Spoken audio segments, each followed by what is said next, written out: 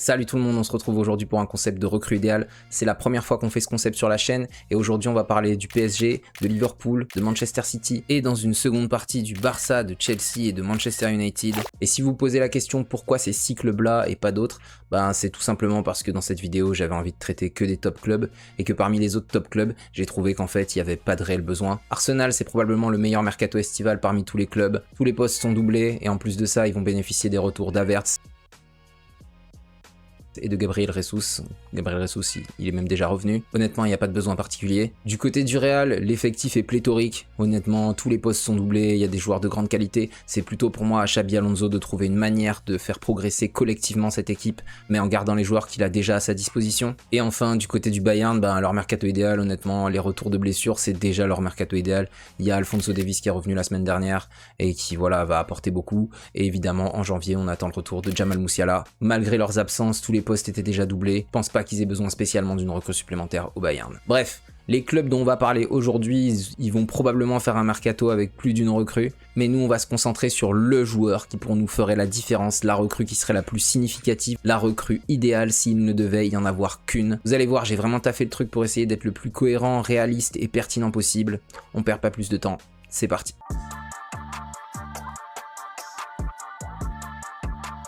Ok, pour Liverpool, on a tous vu et suivi le Salah Gate, et pour le coup là, on va choisir 2 recrues idéales pour coller à chacun des scénarios de si Salah part ou si Salah reste. Parce que ouais, si Salah part, je pense que la priorité c'est de recruter un nouvel ailier droit à Liverpool, et si Salah reste, pour le coup, je ciblerais plus une recrue en défense centrale, qui est un poste un peu sinistré en ce moment du côté des Reds. Commençons par voir qui serait selon moi la recrue idéale en cas de départ de Salah. Dès que je me suis posé la question, j'ai tout de suite 3 noms qui sont venus en tête: Rodrigo, Semenyo et Yankuba Minte. Pour le coup, je suis pas le seul à avoir pensé à ces 3 joueurs-là, puisque c'est précisément le nom des 3 joueurs cités par le board de Liverpool pour venir renforcer l'effectif en cas de départ de Salah. On va pas s'étaler sur Rodrigo, je crois absolument pas à son départ. Il est en train de se rabibocher progressivement avec Xabi Alonso qui tresse ses louanges en conférence de presse depuis 2 semaines. Il est régulièrement réintégré dans le 11 type.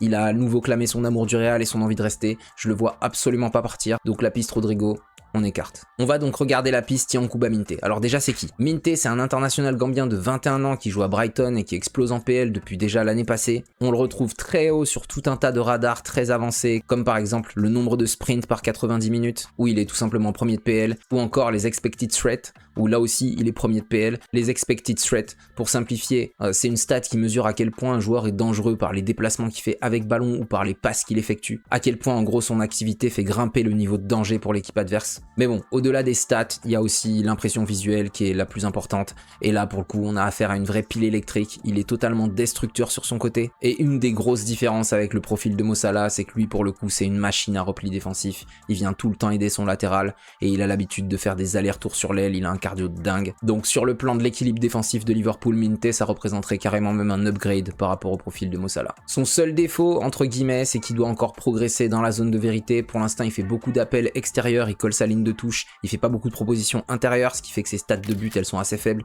Il a qu'un seul but marqué en PL, et de manière générale on le retrouve pas assez à l'intérieur du jeu comme Mo Salah savait le faire l'année passée. Mais bon, au-delà de ça, il reste un des meilleurs passeurs actuels de PL avec 6 passes décisives, et il fait clairement partie du top 5 des joueurs à son poste. En plus de ça, Slot le connaît déjà très bien pour l'avoir coaché à Feyenoord, et niveau prix, on serait aux alentours de 80 millions d'euros, c'est ce que j'ai pu lire à droite à gauche. Du côté de Semenyo maintenant, on parle d'un international ghanéen de 26 ans, d'ailleurs j'en profite pour rappeler que du coup ces 2 joueurs n'iront pas à la CAN puisque la Gambie et le Ghana ne sont pas qualifiés pour la CAN. Alors Semenyo lui, il a explosé à peu près au même moment que Minte, l'an passé aussi, mais du côté du Bournemouth d'Iraola, et il continue cette saison d'être un des tout meilleurs ailiers de la ligue avec déjà 7 buts et 3 passes décisives à son compteur. C'est un joueur parfaitement ambidextre, fulgurant dans ses appels et ses percussions, hyper athlétique, qui ne rechigne pas non plus à faire tous les replis défensifs. Et ouais, là aussi, l'impression visuelle, clairement, on est sur une machine de guerre. Avec une clause cet hiver fixée à 65 millions, ça me paraît assez évident qu'il est la recrue idéale pour Liverpool. On parle quand même d'un gars qui devra prendre la suite de Mo Salah. Minte, c'est encore un diamant qui a besoin d'être poli un petit peu plus. Là, on veut du haut niveau tout de suite, on veut une pointure, quelqu'un qui est PL ready et qui sera capable tout de suite de performer. Et Semenyo, pour moi, il y a pas de meilleur choix. Bon, maintenant si ça la part pas, ce qui est clairement une possibilité, là il s'est un peu rabiboché avec Arne Slot précédemment, il s'est excusé aussi auprès de ses coéquipiers pour sa sortie plutôt lunaire. Donc bon, s'il finit par rester, ok, on laisse l'aile droite tranquille et on part plutôt sur le poste de défenseur central. Avec un Konaté qui sera en fin de contrat en juin 2026, un Van Dijk vieillissant, un Leoni lourdement blessé et un Joe Gomez qui est loin de ses meilleures années, il faut commencer absolument le renouvellement de ce secteur à Liverpool. On cherche qui? On cherche un défenseur rapide, solide dans les duels, complémentaire de Van Dijk et qui est capable aussi du coup de jouer le rôle de défenseur relanceur. Bon, depuis cet été, on connaît le profil parfait, il est passé tout proche de signer à Liverpool, c'est le joueur de Crystal Palace, je parle bien évidemment de Marc Guéhi, et lui, s'il est dispo, c'est sûr à 100%, c'est la recrue idéale. Malheureusement pour moi, je suis l'actualité et je suis obligé de me fier aux déclarations de son coach qui a déclaré que la porte était totalement fermée pour un départ de Guéhi cet hiver, donc il faut forcément que je cherche une autre piste. Et pour le coup là, j'ai pas eu à me casser la tête parce qu'en fait Liverpool a déjà sorti sa shortlist au sein de laquelle figurent 4 joueurs qui sont Ousmane Diomandé et Zeno de Bast du Sporting Portugal, Joël Ordonez du Club Bruges et Konstantinos Kouliarakis de Wolfsburg. Alors, je sors tout de suite le grec Kouliarakis de la conversation, il y a quand même un écart significatif entre la PL et la Bundesliga, et son rendement dans les duels aériens notamment me paraît insuffisant pour pouvoir s'imposer dans ce championnat dès maintenant. Le deuxième qu'on sortira un peu pour les mêmes raisons, c'est Zeno de Bast qui est le défenseur central chat absolu, qui a des stats folles en passe progressive et pour casser des lignes, il n'y a quasiment pas mieux en Europe. Mais c'est au niveau des attributs purement défensifs où ça pêche. De Bast, c'est plutôt un milieu de terrain à la base. Et là, clairement, pour la PL, avoir un mec qui t'offre pas des garanties absolues sur son niveau défensif, c'est trop risqué. Donc c'est une piste que j'écarterai aussi. On va donc devoir choisir entre Ousmane Diomandé du Sporting et Joël Ordonez du Club Bruges. Et honnêtement, c'est assez close entre les deux, avec Ousmane Diomandé qui est un peu plus physique et un peu plus athlétique, et donc avec des qualités défensives pures qui me semblent supérieures à celles de Joël Ordonez, mais qui par contre est moins bon techniquement et moins bon dans sa qualité de passe, dans sa vision de jeu, et donc l'un dans l'autre, on peut se dire que les deux s'équilibrent à peu près. Ce qui m'a permis assez facilement au final de trancher entre ces deux joueurs, c'est le prix demandé. Ousmane Diomandé a signé il y a quelques jours une prolongation avec son club du Sporting, et surtout son club a fixé une clause à 80 millions d'euros pour un départ. Ça me paraît un peu excessif pour un joueur qui n'a pas encore prouvé grand chose au plus haut niveau, et surtout s'il faut investir une telle somme sur un défenseur central, je préfère attendre cet été pour choper un Marc Guéhi qui lui apporte déjà toutes les garanties. De son côté, Ordonez n'est estimé qu'à 28 millions d'euros au Club Bruges et je pense qu'une offre à 40-45 millions maximum devrait largement suffire pour obtenir le joueur. Ça permettrait de récupérer un top prospect et en plus à l'image du recrutement de Mosquera à Arsenal, on aurait un joueur qui serait complètement ok pour être juste dans la rotation dans un premier temps et qui peut-être fera son trou quand Liverpool aura tourné les pages Konaté et Van Dijk. Pour récapituler donc, Semenyo si ça la part, Ordonez si ça la reste. Donnez-moi vos avis dans les commentaires et on enchaîne.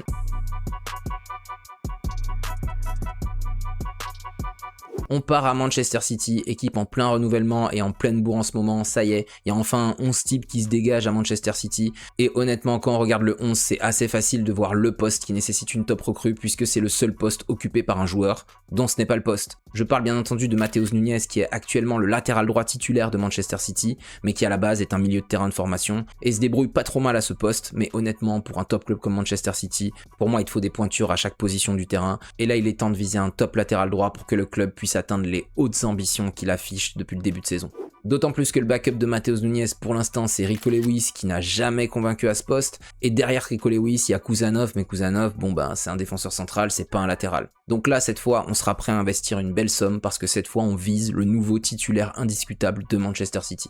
Si vous suivez un peu la PL et qu'on vous dit latéral droit, vous êtes obligé de très rapidement penser à Daniel Munoz, le joueur de Crystal Palace. Un joueur excellent dans ses projections, solide dans les duels, hyper percutant, solide à la finition. Bref, un des meilleurs joueurs à son poste dans la ligue, mais justement, c'est bien ça qui me pose problème, c'est son poste. Munoz, c'est pas un latéral droit dans une défense à 4, c'est un piston dans une défense à 5, et c'est un rôle qui n'a rien à voir. D'autant plus dans le nouveau système de Pep, c'est fini le 3-2-5 guardiolien, on est passé sur un 3-1-3-3 beaucoup plus axial, et dans lequel il y a une asymétrie entre le côté droit et le côté gauche, avec le défenseur droit qui est censé rester beaucoup plus bas et beaucoup plus intérieur que le défenseur gauche O'Reilly qui lui a beaucoup plus de permission pour se projeter vers l'avant. Dans un système comme celui-ci, il est important que le latéral droit soit un joueur ultra technique, capable de jouer intérieur, et c'est vraiment pas le profil de Munoz qui adore coller sa ligne de touche, jouer très excentré et rentre très peu à l'intérieur au cours des matchs.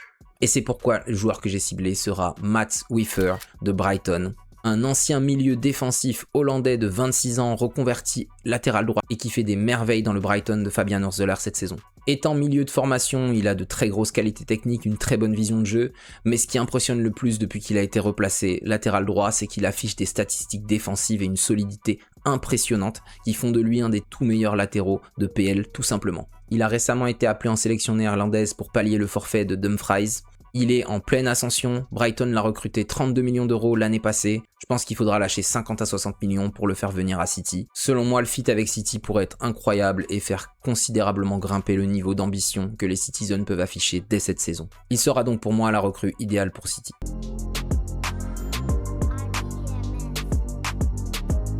On part maintenant du côté du PSG et comme pour Liverpool, là aussi ma recrue idéale dépendra d'un départ, celui ou non de Beraldo. Si Beraldo venait à quitter le PSG, je pense qu'il devrait recruter un 4e défenseur central pour le remplacer. Mais s'il reste, pour le coup, je préférerais cibler le poste de latéral droit parce que même si Luis Enrique dit ne pas vouloir recruter à ce poste, selon moi un top club se doit d'avoir tous les postes de l'effectif doublés et je trouve ça pas normal qu'Hakimi soit le seul dans l'effectif à pouvoir jouer à ce poste. Alors ok, il y a eu les intérims de Joao Neves et de Zaïre Emery, mais on voit que le niveau de performance du PSG, il a quand même un peu ralenti ces derniers temps, et pour moi ça a beaucoup à voir avec l'absence d'Hakimi. Mais bon, on verra ça plus tard, commençons d'abord par la recrue idéale en cas de départ de Beraldo. Donc, si Beraldo part, il te reste Marquinhos, Zabarni, Pacho, c'est du très très haut niveau, c'est déjà du très très lourd dans ce secteur, et c'est des joueurs qui sont tous assez expérimentés ou alors très expérimenté. Et j'aime bien dans les rotations à 4 défenseurs que le 4e soit un jeune joueur à fort potentiel. Quand on parle de potentiel et de défenseurs centraux en Ligue 1, on pense tout de suite à Attila El Tati du FC Nantes, à Jérémy Jacquet de Rennes. En poussant les recherches, j'ai dégagé 2 autres profils de joueurs hyper intéressants. Et ces 2 joueurs, je dois avouer que je les connaissais pas trop, mais ils affolent furieusement les radars statistiques. Le premier, c'est le Croate Luka Vuskovic, 18 ans, prêté par Tottenham à Hambourg et qui lui, alors, que ce soit statistiquement ou visuellement, il a l'air d'être vraiment chaud bouillant, solide défensivement, très bonne qualité de passe, vision de jeu, projection vers l'avant où il apporte régulièrement le surnombre et se montre décisif sur coup de pied arrêté. Et surtout une qualité technique à la finition assez incroyable. Il a claqué des golazos incroyables cette saison, clairement le gars il vise le pouce-casse. Et s'il y a possibilité de recruter, je pense qu'il faut foncer maintenant. Malheureusement, j'y crois pas trop. Il est prêté par Tottenham, il est en train de s'épanouir en prêt, je les vois mal le vendre. Ils vont plutôt soit le rapatrier pour l'intégrer à l'équipe première la saison prochaine, soit le rapatrier pour le vendre beaucoup plus cher parce qu'en fin de saison, sa cote aura encore grimpé.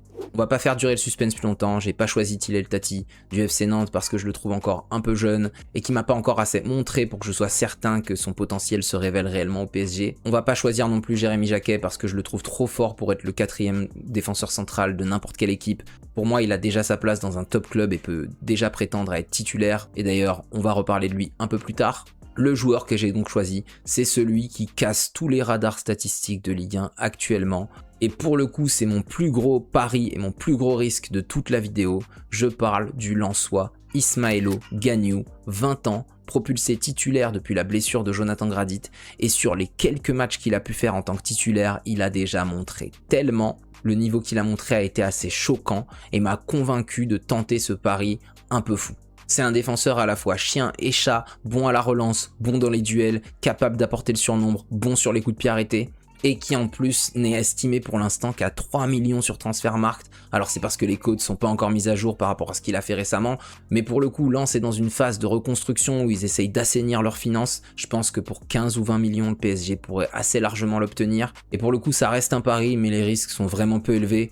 Si tu l'achètes 15-20 millions, dans le pire des cas, tu pourras toujours le revendre 10 millions si c'est un flop, donc tu n'auras pas perdu grand chose dans la balance. Et par contre, s'il explose, tu auras juste fait une super affaire. Bon, on n'en est pas là. Pour l'instant, moi, de ce que j'ai vu, Ismaëlo Gagnou, j'y crois. Si Beraldo reste, là pour le coup, j'ai envie de cibler, comme je l'ai déjà dit, un latéral droit pour faire souffler Hakimi, mais aussi pour pouvoir le remplacer en cas de blessure, comme c'est le cas actuellement. J'ai vu par-ci par-là les rumeurs sur Daniel Munoz, dont on a parlé tout à l'heure, mais là pour le coup, j'y crois pas du tout. Munoz est déjà beaucoup trop fort pour être le backup de qui que ce soit, où que ce soit, et donc cette piste-là, honnêtement, je l'écarte assez facilement. J'ai pensé assez rapidement à Aïd Boudlal que j'ai pu voir au parc il y a quelques semaines et qui m'a beaucoup impressionné, mais il y a un joueur qui m'a vraiment tapé dans l'œil et je pense que si vous êtes un suiveur de la LDC, vous l'avez remarqué aussi. Je parle de l'Israélien de l'Union Saint-Gilloise, Hanan Kalaili, qui a tapé dans l'œil de nombreux observateurs depuis son doublé contre l'OM en Ligue des Champions. Il a que 21 ans, il a été acheté 6,5 millions par l'Union Saint-Gilloise et depuis qu'il y est, il a mis tout le monde d'accord. Il s'est imposé comme l'un des meilleurs latéraux de Jupiler Pro et là il commence à avoir des performances qui attirent l'œil de nombreux observateurs en Ligue des Champions, comme on l'a dit. C'est un joueur hyper physique qui a des qualités athlétiques qui rappellent beaucoup Achraf Hakimi. D'ailleurs, il est fan d'Achraf Hakimi. Il était anciennement ailier, reconverti latéral. Il a un volume de jeu impressionnant, une finition top. Il sait très bien se servir des deux pieds, il a une frappe de mule, que ce soit du droit ou du gauche. Donc, même si Enrique compte pas renforcer ce poste, pour moi un top club doit avoir 2 joueurs à toutes les positions, et donc je ferai venir comme recrue idéale Hanan Kalaili.